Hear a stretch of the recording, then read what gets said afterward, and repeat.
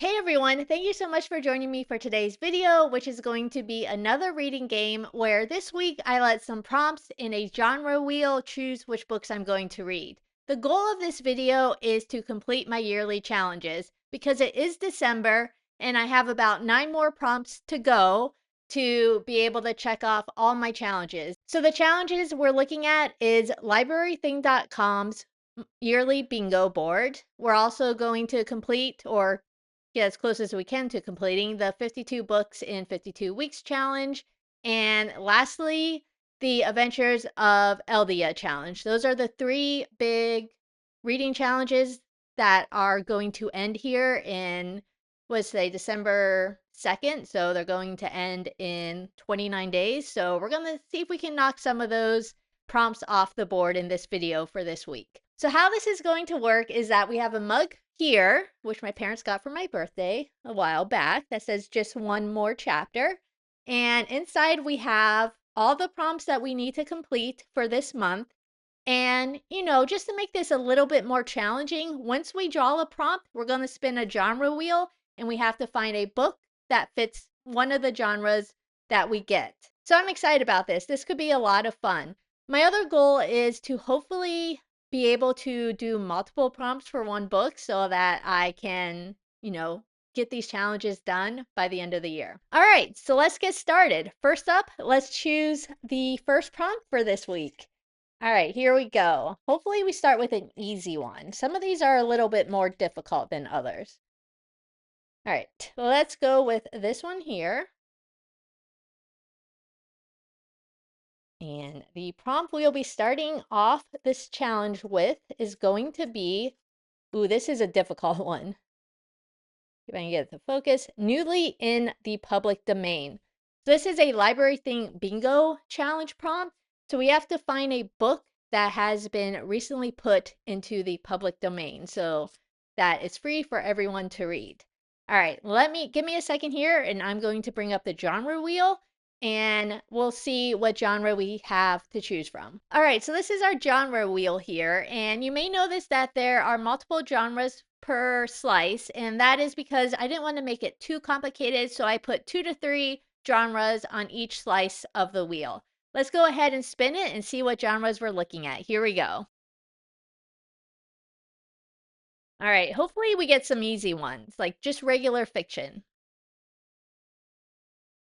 Mystery, thriller, and romance. I don't know how easy this will be to find a book in the newly public domain in one of these genres, but I'm going to try my best. So let me go do some research and I'll meet you guys back here and hopefully let you know some options, or at least, one book would be great. So I'll see you guys in a little bit. All right, I completed my research and I've come up with 2 book choices to complete this prompt, both of which were published in 1929, which means that they became publicly available this year. So here we go. They are both mystery books. I couldn't find any romance books. And they are both the start of series. So first up is Red Harvest by Dashiell Hammett. This is the first book in his Continental Op series, which is kind of the beginning of the grisly detective trope. From what I read. So the main character in this book is known as the Continental Op. And in this first book in the series, a letter was received by the Continental Detective Agency in San Francisco requesting a agent to visit after a murder happened in the town of Poisonville. As soon as the opt arrived to begin his investigation into what is happening, um, the body count begins to add up and it starts with the client that hired him. The note on this book is that this is a classic exploration of corruption and violence in America and one of the greats of 20th century literature. So that is our first option. So our second option is another detective book, the first in the Inspector Alan Grant series, and it is called The Man in the Queue. And it is by Josephine Tey, who originally published it under the pseudonym of Gordon Daviat.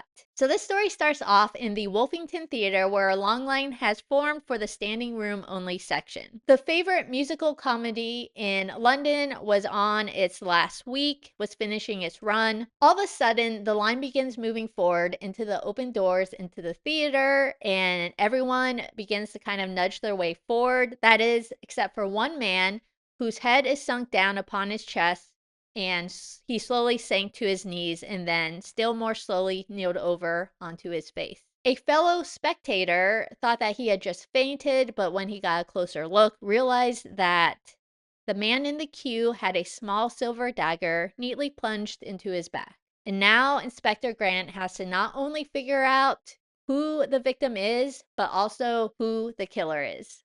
So, another classic detective story. These books are both pretty short. The first one is only 215 pages. The second is 255, so they should be pretty quick reads. All right, so now we have to make a decision about which of these two books we are going to go with. For those who have been watching my channel for a while, you may know which one I'm probably going to choose, and that is because it is set in England, and I, like I've said before, really love books set in England, especially the classic mystery books. And this one is set in London, which is one of my favorite places to read books set in. So the book we're going to go with is The Man in the Queue by Josephine Tey, that first book in the Inspector Alan Grant series. I'm excited to see how I like the main character, Inspector Grant, and if I enjoy the way that he kind of solves crimes. Because if I do, then maybe we'll add future books in this series to future TBRs. So let me go check it out, and I'll meet you guys back here when I've completed it, which hopefully won't take too long because it's only 255 pages. Hopefully it's a nice quick read. And yeah, I'll see you guys here soon and let you know my final thoughts on this book. So I'll see you guys soon, like I've said like 5 times. All right.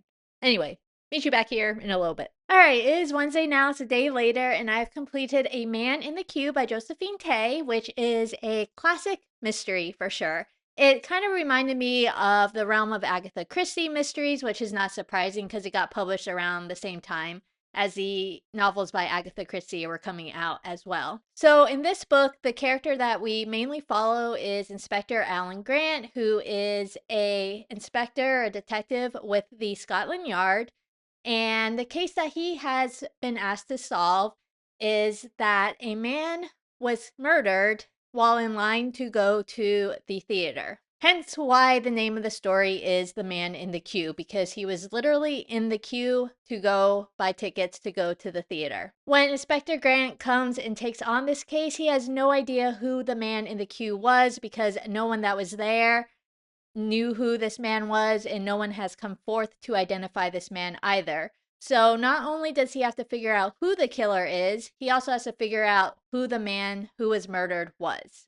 So, two mysteries to solve in this one story. This is very much your typical procedural mystery book. There's not a lot of filler that goes into it. There's not really a lot of character development as well. You get to know a little bit about the main character, the inspector. But outside of that, the secondary characters are only really present to kind of contribute to solving the mystery. They don't really have their own personality, their own, lives that you know anything about outside of trying to figure out who the murderer was and who the murderer was as well. You can also tell it was definitely written in the 1920s just because of how the author kind of describes certain things throughout the story.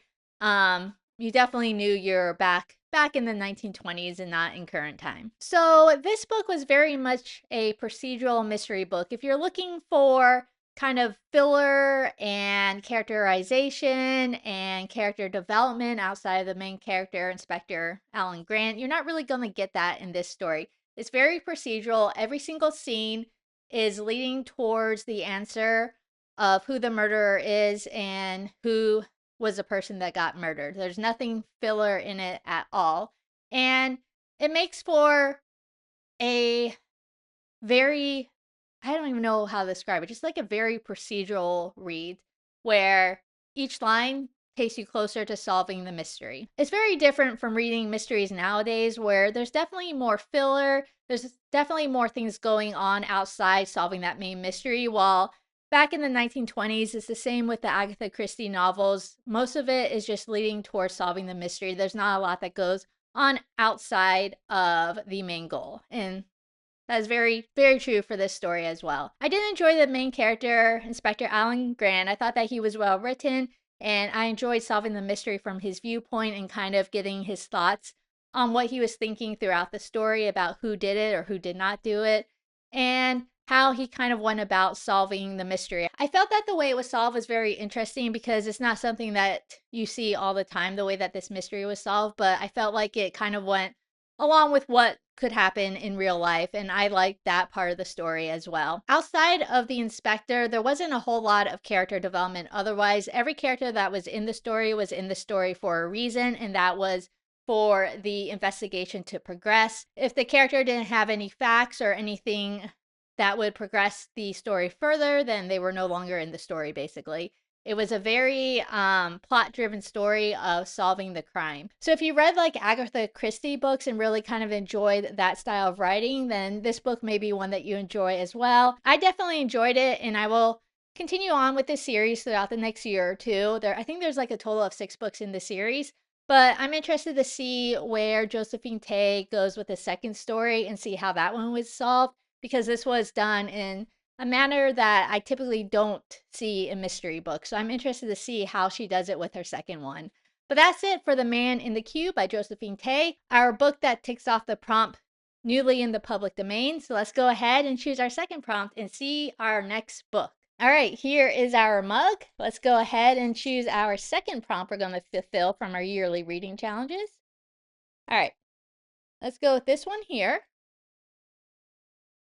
Here we go. Can't wait to see. Hopefully, this one's a little bit easier than the first one. Gives us a lot of options. All right. Well, it gives us a lot of options, not necessarily options I want to read, but it is read a nonfiction book. I'm getting all the ones that I was least excited about, but you know, that's the way the game goes. There's a reason these prompts were left for last. All right. Now, this is where things are going to get interesting because my spinner wheel only has fiction genres on it. So we're going to have to do some creativity when we see what genre we land on. So let's bring up that wheel and go from there. All right, here's our wheel. Let's go ahead and see what we get and then figure out how we're going to do this for nonfiction. Here we go. All right, we got science fiction or romance. Those are very interesting prompts. Science fiction we can probably do by reading a nonfiction book about space or the planets or technology. Romance, I'm not sure how that will fit into the nonfiction realm. Let me take a look at some options and I'll get back to you. We're going to see how this goes. I don't know. I'll be back soon though. All right, I am back. I spent way too long trying to figure out what I was going to read for this prompt, nonfiction, science fiction / romance prompt. And I have finally decided, I finally landed on the book that I'm going to choose for this prompt. Like I said, spent so much time just scrolling through looking for nonfiction science books, nonfiction space books, but none of them really caught my eye for wanting to read during this challenge, just because I feel like they would take me longer to read than I wanted to, because a lot of nonfiction science and space books are just kind of like denser and it takes a while to read. But I finally came across a book that I think will fit this prompt well.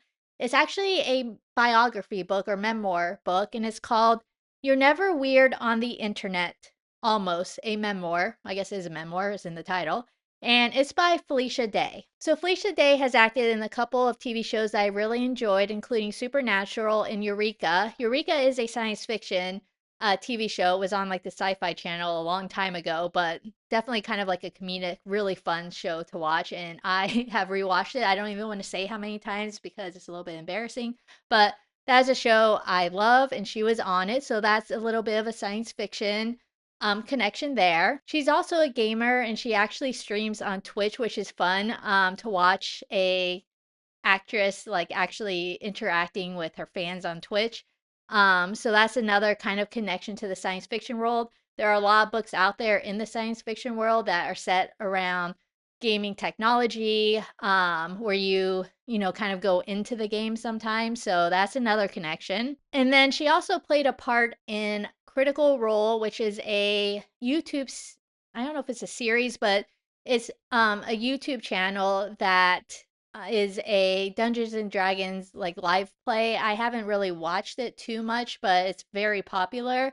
And that's a little bit more on the fantasy side, but you can see that she's very big, kind of into the technology, and we got some science fiction connections going on too. So I think this will fit. I think this will do it. I am happy with this choice, and I'm excited to read this memoir and kind of see how she grew up and how she got into acting, and kind of just get her thoughts and opinions on. I'm assuming some of the TV shows that she's been on and some of the roles that she has played. So that is going to be our choice, and I am going to get to reading it, and I will meet you back here once I'm complete. I'm thinking this should be a good read. Memoirs usually are, and watching her as an actress, I think this is going to be a fun read as well. So I'll let you guys know as soon as I'm done with it and meet you guys back here. So I'll see you guys soon. All right, so I am back and I have completed You're Never Weird on the Internet Almost by Felicia Day. Overall, I really enjoyed this story. There were a couple of parts that I did not enjoy as much. If you're curious what those parts are, you can definitely look at the Goodread ratings, the 2-star ratings, and they'll kind of bring up what those issues were. But overall, I felt like this was a fairly well paced memoir, and I definitely never really got bored reading it. I enjoyed kind of learning about her experiences from childhood to her time in the online world, and I definitely learned a lot about her while reading the story. So Felicia Day is a actress who has had some roles on some very popular TV shows, including Buffy the Vampire Slayer, Eureka, and Supernatural. And what she's even more well known for is her online web TV series that she created, written, produced. The most famous one is The Guild, that was released entirely on the web, mostly on YouTube, before being added to a lot of mainstream media such as like Netflix and other online streaming sources. So this memoir mostly focuses on her childhood as a homeschooled student. It talks about her experience in college, where she went when she was 16, and then about her experience in LA trying to find actress roles and how she got around to creating The Guild and her other online web TV series. So I really enjoy kind of reading about the struggles that she had. I know that sounds weird, getting to where she is now, but it really puts it into perspective how much work it is to have a successful YouTube web series, to have a successful company. And she also is prone to anxiety, and she's talked a lot about that as well, all the doubts that she had, how she felt like an intruder at time, and that how she could not believe that she got to where she was. And I felt like that was very interesting to read about, because we've all been in those places where we feel like, we're not good enough, we're not going to make it, like our ideas, our, creative thoughts aren't enough to find us success. And one of the quotes that she wrote in her book, she has a lot of kind of like motivational sayings. One of them, for example, was, never put yourself down about things that you create. That mean voice inside you that says you're not good enough is not your friend, okay? I used to hear that voice all the time. If I hadn't started ignoring it, I wouldn't be here right now, okay? So she kind of just talks about how you just have to kind of push yourself forward through all those negative thoughts that your idea is not going to get you anywhere, and just, try your hardest. And some of your ideas, may fall flat, other ideas may get you somewhere. You just never know unless you try. So that was one of the things I really liked in this story, or this story, in this memoir, is that there was a lot of kind of like motivation to go out and try and see what will happen. And I felt that that is very important, because the first thing that, to do anything is to try and see where that gets you. Of course, she was also very realistic that even, sometimes even if you have a good idea, if you can't get it to the right person, then you may not succeed anyway, with through no fault of your own. It's just, some of it is the right place, right time as well. She also talked about some serious topics like mental health and anxiety, as well as online bullying, which she brings up in a chapter about Gamergate and her experience with what happened in that situation, I guess. The memoir kind of had a mixture of some very serious topics as well as some more lighthearted topics, such as the awkwardness that she had when she met some of her favorite actors and actresses. So there's a good mixture of serious and lighthearted throughout the story as well. I keep saying story throughout the memoir as well. So overall, I did enjoy the memoir, especially the second half of it, where she is going more over her creation of the guild and how that came to fruition. That's a nice big word. So if you're someone that's interested on that topic, definitely consider reading this memoir, at least the second half of it. And yeah, I think that's all I have for this book. Oh, the other nice thing about this is that it actually checked off another prompt that I had to fulfill, which was the Hollywood prompt. As she is, an actress in Hollywood, I can definitely say that if it's that prompt as well. So two prompts for one book. Can't complain about that. So that is it for You're Never Weird on the Internet, Almost by Felicia Day. All right, so now it is time to choose our third prompt and final prompt for this video. And hopefully this one is a lot easier than a book that was newly released into the public domain and a nonfiction story. Hopefully we get a nice one that we can choose, like a nice little fantasy book or a romance book, something like that. But here we go. Let's find out what our last prompt for this video will be for this weekly reading challenge. All right. So these are the prompts that we have left. Let's go ahead and we'll choose this one here. All right. Here we go.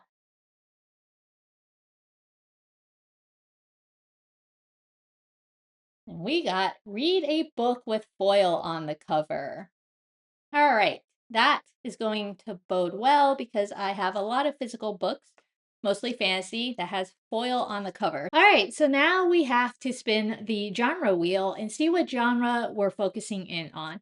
Hopefully fantasy, because I don't know if I have any foiled books outside of the fantasy realm, but I guess we'll find out. So let's go ahead and do this. All right, so here's our genre wheel. Like I said, I think I have fantasy. I may have a romance book that has foiling.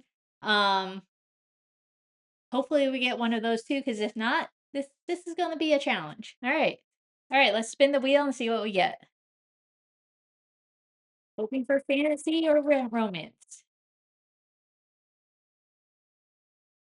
I got neither. We got historical fiction or science fiction. All right. Let me go see if I even have any options for either of these. If not, what we may do is redraw or respin or do both. I'll figure that out if I can't find any options. So I will be back shortly. All right, I found two options that we're going to say is as close as we are going to get to matching the historical fiction genre. And that's because most of my historical fiction books are either electronic books or paperbacks that don't have foiling. But I think these two are close enough. So our first option is called Labyrinth, and it is by Kate Moss or Mosse.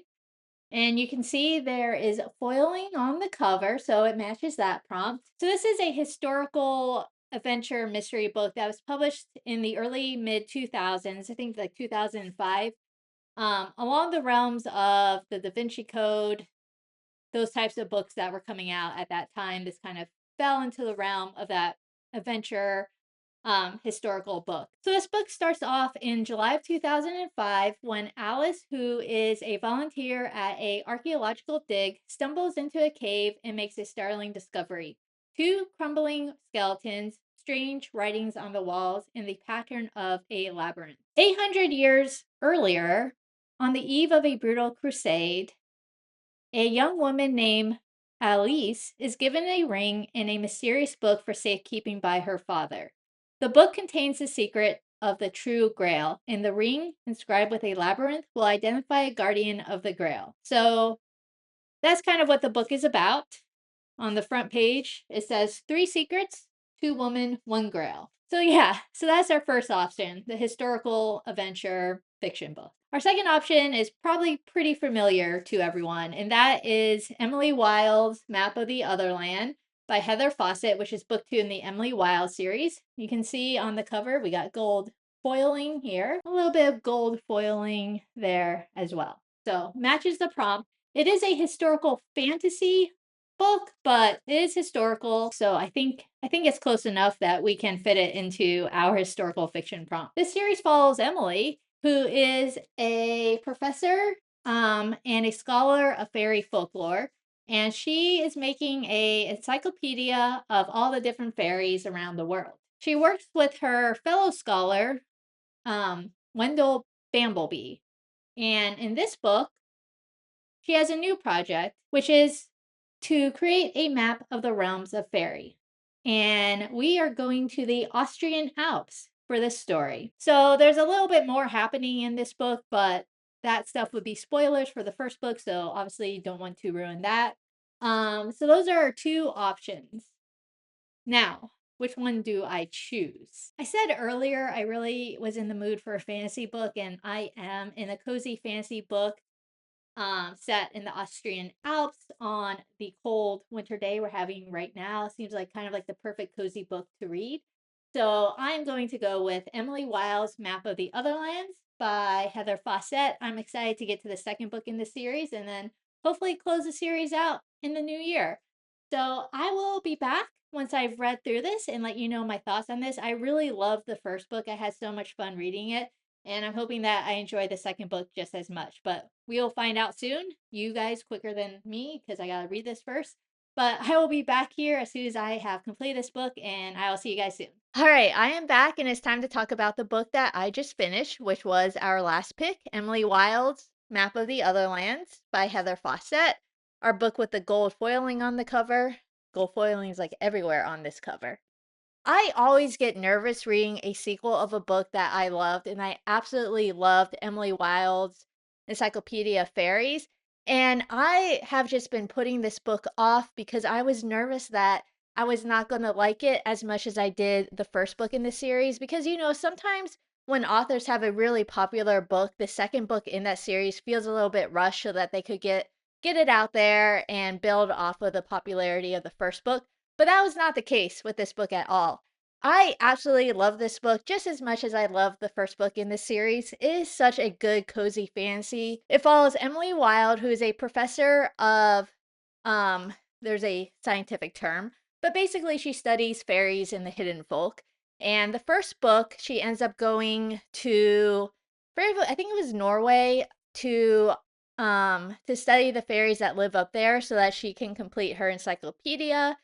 And along with her, eventually, came her rival at her college where she teaches, which is at Cambridge, and that is Professor Bamblebee, and the two of them kind of had some adventures up there. In the second book, she is now wanting to complete a map of the fairy realms, and to help her complete that, she is going to Austria to determine if there is something called a fairy nexus there, or if that is basically a fairy tale. There's a couple of other characters that join her on her travels to Austria, and they kind of add to the fun in the story. I really love how Heather Fawcett comes up with these personalities for her characters and kind of stays true to them throughout the story.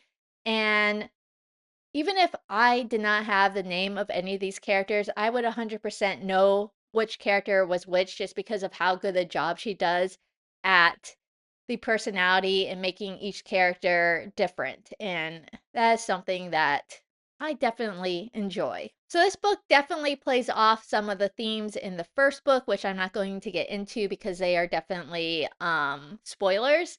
And the way this book lets off, I definitely am excited to read the third book in the series to see how the series finishes and see what happens. And yeah, I feel like these books are just the perfect cozy fantasies to read in winter because the first one takes place in Norway. This one takes place in the Alps of Austria. So the weather is kind of like the snowy, cozy weather where you want a fireplace on and perfect to kind of just curl up and read a book. But yeah, I love this series. This is definitely one of my favorite series. It's definitely a series I will reread as long as I enjoy the third book, which, based on the first two, I think I will. And I cannot wait to get to the third book in 2026. So, that again is Emily Wilde's Map of the Otherlands. If you're a big cozy fantasy fan and haven't read these books yet, definitely highly recommend them. And that completes our weekly reading challenge. Not too bad. We completed 4 prompts off of our yearly reading challenges. We're probably not going to fully complete the yearly reading challenges this year, but something to strive for next year, something to build on, which I am fine about. This was such a eclectic collection of books that we read on this video, none of which I would have suspected that I was going to read when I, started this video this week, but definitely had a good time. Next week, I am definitely excited about because we begin our holiday reading challenges. And for next week's video, we will be playing our holiday reading game for those who enjoyed it last year. This is our game board. Obviously, there's no tokens on it yet because we'll put that on when we start the game. But I cannot wait to see what holiday stories that we will be reading in this game. They can be anywhere from a holiday romance, a holiday mystery, to anything that has to do with the holidays, from fantasy to historical, anything could come up. So I am super excited about that. So check that video out next week. And then the following week, we'll be doing our holiday word search puzzle like we did for Halloween because I had a lot of fun with that as well. Thank you so much for joining me for this video. I hope you enjoyed watching as much as I enjoyed playing this game and the books that I got. If you want to let me know you've watched this video, why don't we do a snowflake for Emily Wilde's Map of the Otherlands because there's definitely snow present in this book. And if you've liked this video, please hit the like button. And if you want to see future videos by me, including my future holiday games coming up in the next 2 weeks, and of course my TBR games, please hit that subscribe button. Thank you again so much for watching me. I really appreciate it. And I'm hope you're enjoying these videos, like I said, as much as I am enjoy playing them and getting all these interesting books to read that I otherwise probably would not, other than Emily Wilde, of course. I hope everyone's December is going well, and I will see you in my next video. Take care. Bye.